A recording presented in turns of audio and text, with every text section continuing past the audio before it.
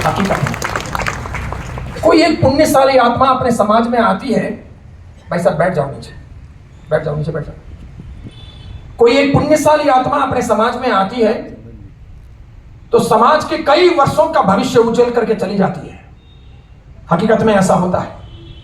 जब वो होती है तो बहुत कीमत समझ में नहीं आती है। जब वो हमारे बीच में से चली जाती है तो हमें कमी बहुत महसूस होती है। भारतीय समाजों में एक समाज है राजपुरोहित समाज, पवित्र समाज, साफ सुथरा समाज, निर्मल समाज, अच्छा समाज। पुराने जमाने में तो कहीं पर भी रसोई बनती तो कोई भी व्यक्ति राजपुरोहित के हाथ का ही खाता, दूसरों के हाथ का खाया नहीं जाता था। वो अन्न पवित्र अन्न होता था, पावनता पूर्वक। और ये ऐसा समाज है जो व्यसन मुक्त रहा, निर्मल रहा, पवित्र रहा। जहां शराब हो, जुआ हो, वेश्यावृत्ति हो, बदमाशियां हो, इन सब चीजों को स्थान नहीं मिला।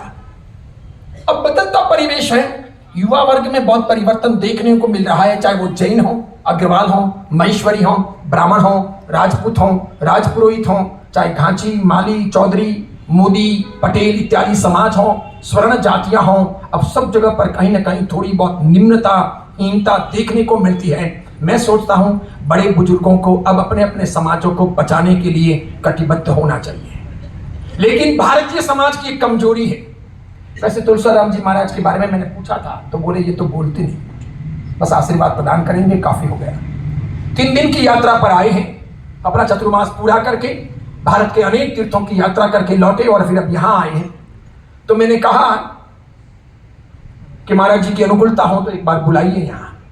मैं ऐसे कई कार्यक्रमों को आयोजित कर चुका हूं और सभी समाजों का आपस में प्रेम भाव रहे, घनिष्ठता रहे, विशेष करके शाकाहारी समाज, सात्विक समाज, निर्व्यसनी समाज आपस में मिलजुल करके आगे बढ़े, तभी कहीं जाकर के हम वक्त की चुनौतियों का सामना कर सकते हैं। आप विश्वास नहीं करोगे, आने वाला जमाना बहुत खतरनाक है।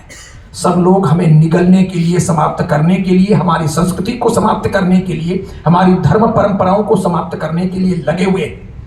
इस बीच में अगर हम मजबूत नहीं रहते हैं तो हम सब समाप्त हो जाएंगे। पता है आपको, अरब के शासकों ने कभी जॉर्डन पर अधिकार किया, कभी तुर्की पर अधिकार किया, कभी फिलिस्तीन पर अधिकार किया, कभी ईरान पर अधिकार किया, कभी इराक पर अधिकार किया, कभी सीरिया पर अधिकार किया।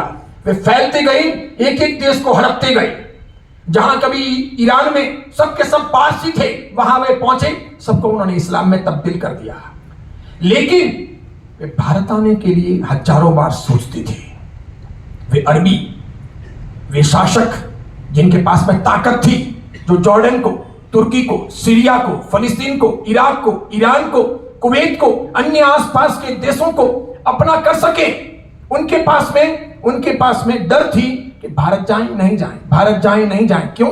कि यहां राजपूत योद्धा मजबूत है, तो मार खाएंगे, वे काट लेंगे, वे छोड़ेंगे नहीं, वे जिंदा जाने नहीं देंगे। अब विश्वास नहीं करोगे, इतिहास एक बार खंगाल करके देखो। एक बार आए थे वे और ऐसे औंधे मुंह की खाई थी, एक बार आए थे वे और ऐसे औंधे मुंह की खाई थी और इतनी बड़ी जनहानि उन्होंने झेली थी। वे जो कुछ लाए थे वो भी वापस लेके नहीं जा सके थे। इतनी बड़ी जनहानि उन्होंने झेली थी, औंधे मुंह की उन्होंने खाई थी कि उसके बाद कम से कम 500, 550, 600 साल तक वे वापस आ नहीं सके। फिर धीरे धीरे वे आते गए, फैलते गए। आज हम कमजोर बन गए।